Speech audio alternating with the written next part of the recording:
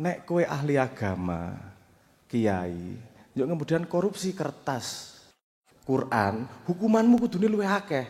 Piye to wong kowe tanggung jawab sebagai agama malah nyolong kowe penegak hukum, menggunakan hukum, menyalahgunakan hukum untuk kepentingan pribadi, padahal kowe ahli hukum. Kuwi hukumannya harusnya jauh lebih berat.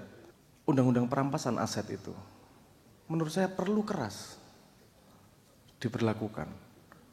Jangan mengkasihani orang korupsi, mengkasihani rakyat yang dicolong duitnya.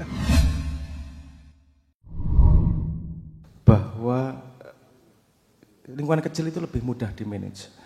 Sehingga Genjok Rousseau juga ngomong bahwa demokrasi itu hanya efektif untuk area sebesar Swiss.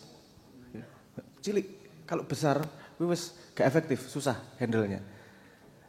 Sehingga media massa menjadi alat untuk mengimpos realitas itu. Gini loh yang terjadi, itu yang mempengaruhi otak-otak itu. Dan itu kemudian bergeser dengan sosial media dan seterusnya lah. Untuk seperti Yakuza dan Mafia, mereka juga butuh peraturan. Mereka nggak punya hukum. Apa yang efektif buat mereka? Itu punishment yang sangat harsh. Punishment yang sangat-sangat keras.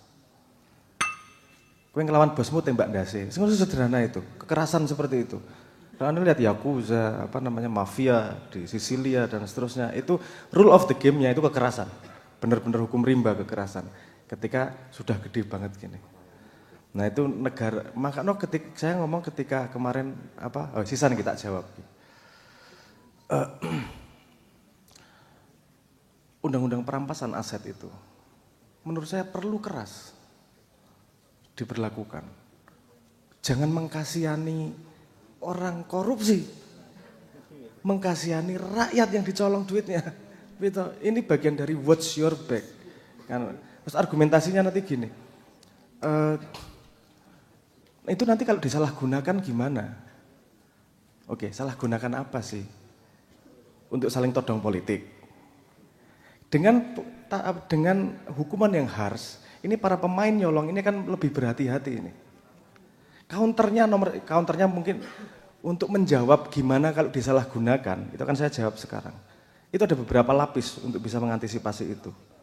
Terutama yang paling sederhana. Kamu bikin hukuman yang lebih keras untuk yang menyalahgunakan, ngono wae to. Hukumannya 10 kali lipat untuk ya karena saya usul salah satu di video saya.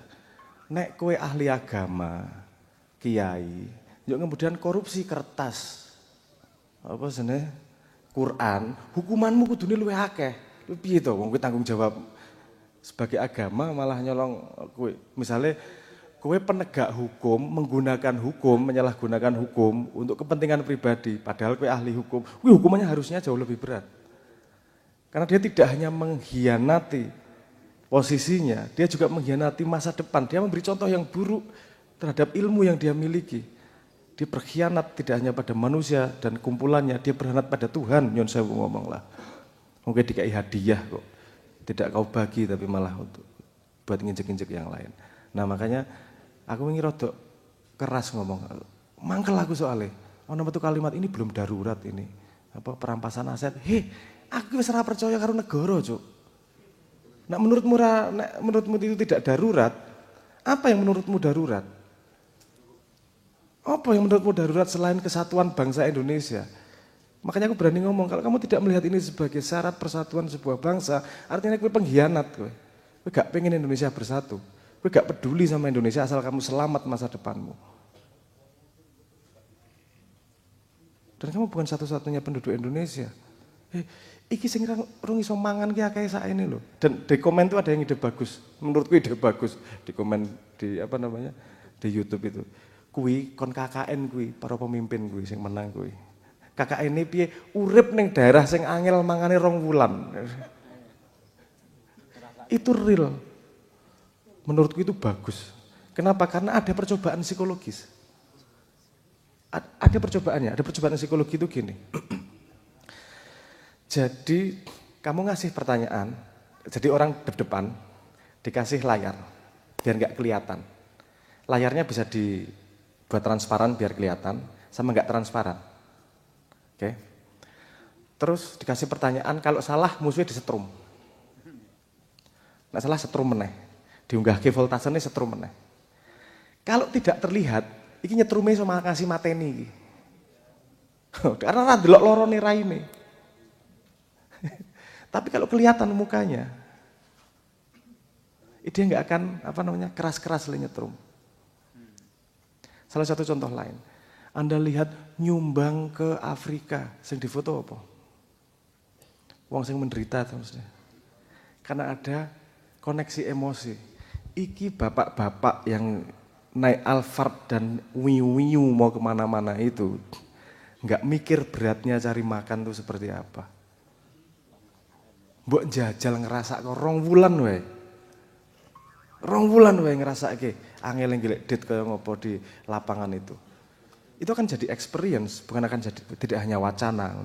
Dan kowe saiki ngrasake lara atine wong-wong sing kangelan mangan dite dicolong dengan mudahnya seperti itu. Men kowe ngrasake. Menurutku kalau itu bisa dilakukan yo nyenengno iku. Jajal ngrasake. Ngeculke nang ngendi ngono. Mungkin salah kalau ngomongnya KKN ya. Kita sebut sebagai leadership survivor. Program survivor, reality show. Siapa yang survive di tengah hutan, piye angel mangane dan seterusnya lah. Itu menarik. Ini tadi idenya tentang perubahan menurut saya sangat baik juga. Ada beberapa level yang bisa kita lakukan. Level yang paling bisa actionable adalah itu tadi, membuat pertahanan kelompok kecil yang punggungmu bisa saling melindungi. Naik sedikit kemudian ke desa itu tadi, yang punggungnya bisa saling melindungi. Kalau level nasional ke gerak, saya pernah ditanyain kemarin, satu undang-undang yang bisa dirubah tapi membuat perubahan paling besar apa?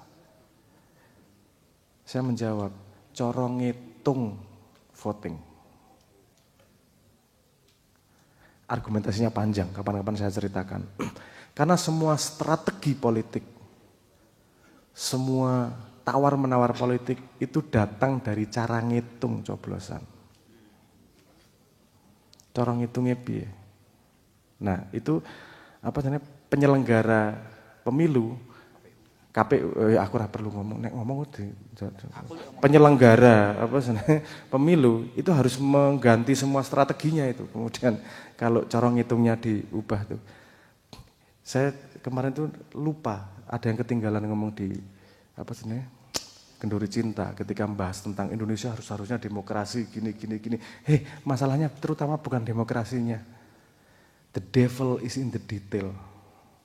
Masalahnya adalah dari coblosan itu yang bawa siapa, diapain di tengah jalan, ngitungnya gimana, ini nggak ada yang ngawasi ini. Problemnya di situ tuh loh, kecil-kecil itu loh. Aku nuduh KPU ya, mohon maaf. Oknum. Asu aku arep ngomong rapena, engko dikira elek-elek, tapi jan asu rupete didetail ini loh. Ini aja nggak masuk akal buat saya. Ketika pemilu nggak semua orang boleh jadi saksi. Kuwi lucu kuwi. Harus wakil dari partai yang menjadi saksi. Nah aku wakil partai, masa aku entuk dadi saksi.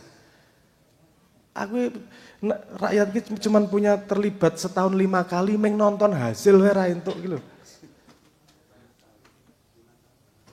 Nek ora hormatku karo Simbah wis ngejak makar aku tenang. Jadi jangan khawatir. Para intel yang di belakang di bawah pohon, saya nggak akan ngajak makar Indonesia. Karena gedenya cintanya Simbah kepada Indonesia dan saya tidak mungkin mengkhianati Simbah. Gelem ra gelem ya aku cinta karena Indonesia. Yang bisa kita lakukan adalah yuk melakukan yang bisa kita lakukan untuk memperbaiki Indonesia. Ngono wae paling. Monggo takon.